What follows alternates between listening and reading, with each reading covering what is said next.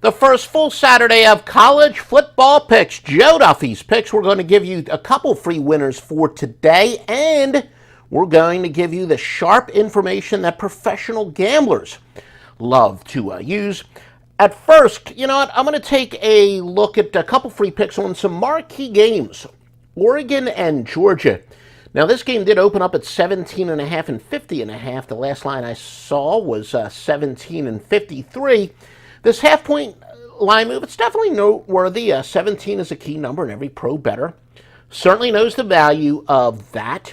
The public adores the underdog here. I'm really surprised, to be honest with you. 65% of the bets and 77% of the money is on the Ducks. Of course, Georgia is fresh off of winning their second national championship, so the public's thinking a couple things here. First of all, you win a national championship, you're going to be undervalued, and they lost substantial talent to the NFL, especially on defense. Only 3 returning starters on that line of scrimmage, but remember, Kirby Smart is now one of the top 3 recruiters in the country. He's had a recruiting class that, depending on who you pay most attention to, has been, first, second, third, ever since he took over here. So they are a classic example of a we don't rebuild, we reload. Bo Nix, he makes a lot of mistakes for Oregon, and Georgia still has enough talent on defense where I do think they're going to force him into making quite a few mistakes. Now, this is listed as a neutral game, but it's not. It's at Mercedes-Benz Stadium in Atlanta, so this is basically a home game for the University of Georgia, traveling just 61 miles. Oregon, 2,176. Yeah, I understand how they'll probably have some fans making the trip, but this is a clear neutral field advantage, as I like to call it, for the Bulldogs. Look, this would normally be a big contrarian play when the public is all over underdogs. It's a great fade, but there is an exception. Ranked public underdogs are fairly good. So despite losing the enormous talent, or I should say fading ranked underdogs, you're betting against ranked underdogs is pretty good. So despite losing enormous talent, Georgia's still stacked with top-line talent. They're going to have a partisan crowd fired up here. So, again, it's still a little bit of a contrarian lean, not a super strong contrarian play because, as we said, generally bad at public underdogs, unless that team's name is Nebraska, are good plays. But we are going to bet on the University of Georgia here. Notre Dame and Ohio State. Ohio State minus 17, 59.5. Now, this game opened up at 14.5 and 58. And although 56% of the tickets are on the Irish, 68% of the handles on Ohio State, that implies that the sharps are betting on Ohio State. Extremely rare case of such a highly ranked underdog getting so many points in the history of my database. It goes back to 1995, okay? Top 5 ranked teams getting 17 or more, 30 and 16 against the spread, including actually 30 and 14 in the last 44. And that goes back to last century. And it's important to note this, despite the fact they're only 5 and 41 straight up. So once again, dispelling the square myth, the only bet on an underdog if you believe they're likely to win outright. Now, Ohio State alumni Marcus Freeman makes his debut as head coach for the Irish. This gives Notre Dame kind of the element of surprise. Ohio State has very little film or intel to prepare for, why Notre Dame certainly does. And, it's a cliche, but they had all offseason to prepare for it. Look, with stud tight end Michael Mayer, Notre Dame should be able to do a solid job of moving the ball against Ohio State. Their defense, Ohio State's defense is not very good. Their offense is.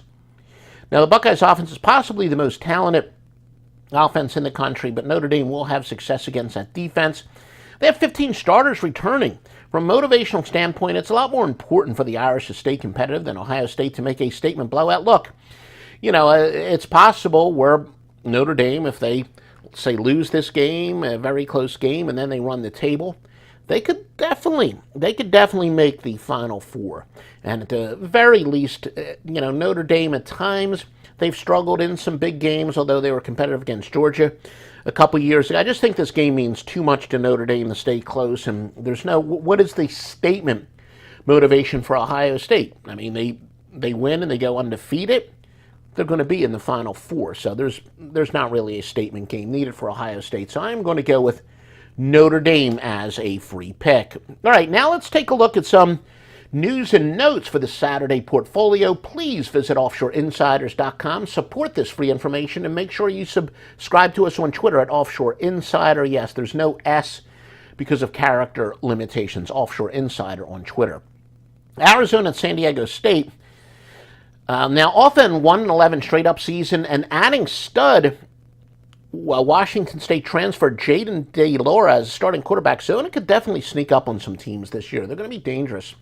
San Diego State is also breaking in Braxton Burmeister, who is a Virginia Tech transfer.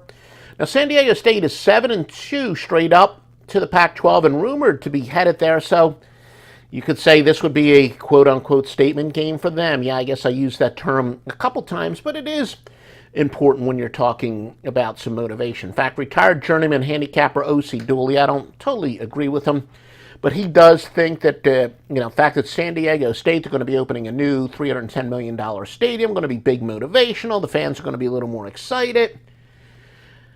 Again, sometimes in the news and notes, I know what a lot of gamblers like, so I am going to report it, even if I don't always agree with it. Texas State and Nevada. Nevada does have a game under their belt. College football underdogs in their first game of the year versus an opponent playing their second game are actually a good play. 159, 122, and 6 since 2008. This would point to Texas State. Now, there's a couple theories behind this. There is an old cliche that hasn't really proven true. The teams improve their most from their first to the second game. So a lot of people, I think the number is always going to be shaded to a team playing their second game than a team playing the first game. But the truth is, the team that's playing their first game, they've been able to focus on this game, and they actually have game film from the previous week to look at. Nevada's offense struggled against a hard New Mexico State team with just 2 returning starters. It did get a little bit better, though, as the game went on. Miami, Ohio, at Kentucky. Very optimistic year for the Wildcats, so again, they might have a little motivation for a blowout year. Wildcats fans, I think they're a little delusional. They think they could be a great dark horse team this year, but I do think there is clear motivation for a big win. However, they do have a couple suspensions. Their top running back, Chris Rodriguez for Kentucky, among several suspensions. And could this be a look-ahead game, maybe? Wildcats' next game is to Florida. And that's where they can really make a little bit of a statement. Although, that Florida, a little bit of an off year for them. They're rebuilding too, but still, bigger statement next week. So you can see how there would be a look-ahead. Cincinnati and Arkansas, the Bearcats going to be replacing 8 NFL draft picks from their best team ever. I guess I should have shut my phone off, right? And that includes, of course, star wide receiver Desmond Ridder. Oregon and Georgia, we talked about this game. The dog, we talked a lot about this game already in our free pick. Keep in mind that Oregon did beat Ohio State early last year on the road, and Georgia defensive coordinator, the former coordinator Dan Lanning, takes over as head coach for Oregon, so that could be considered an advantage for him. NC State and East Carolina, this total is a significant drop from 56 to 52. Now, there is a 49% chance of showers, but winds only at 7 miles per hour. Now, this could be a showcase game for Heisman dark horse quarterback Devin Leary. So I think a lot of people do believe we could see the score run up a little bit. And look, big weekend from all of our handicappers. Do you know that we're going to have the bet at Trinity for the time being on sale for $52, normally $64. Stevie Vincent, more than 125 games above 500 since June. We're not kidding. Best run in sports betting history. 3 NCAA football winners, including Ohio State and Notre Dame, total. And we'll wait. We do know that Master Lockline told us they've already have a couple big sports service plays up for Saturday. I know at Joe Duffy's Picks, we are going to have our first, we're going to have a Wise Guy play on Saturday. So make sure you visit offshoreinsiders.com all weekend long.